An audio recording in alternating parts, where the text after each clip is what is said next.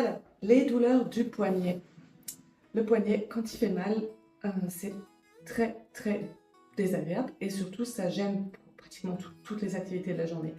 Ce que vous pouvez faire, c'est faire une traction comme avec d'autres articulations. Donc là, vous prenez tout le poignet avec l'autre main et vous tirez donc dans la continuité du bras pour faire une traction entre les deux articulations. Donc entre les deux os de l'avant-bras et la main.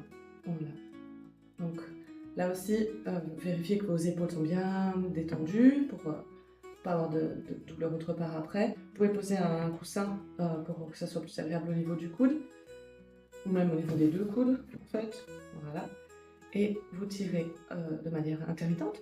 Donc un coup, top, top, top, top, top, comme ça. Ensuite, vous pouvez bouger un petit peu le poignet vers le bas et pour changer un petit peu la position de l'articulation et continuer à faire votre traction. Donc là, ce qu'on voit bien. Voilà. Ou alors vers le haut. Et vous vérifiez, vous ressentez à l'intérieur qu'est-ce qui me fait bien, qu'est-ce qui me fait du bien, qu'est-ce qui est mieux, quand c'est tout droit, quand ça monte, quand ça descend, ou alors même sur les côtés. Et c'est très agréable. Ou alors ce que vous pouvez faire, c'est poser carrément toute la main et tirer un petit peu. Mais bon, c'est un petit peu plus compliqué, je trouve. Voilà. Vous pouvez aussi mettre la main en bas et la laisser tendre, ce qui permet de faire aussi une mini traction. Voilà.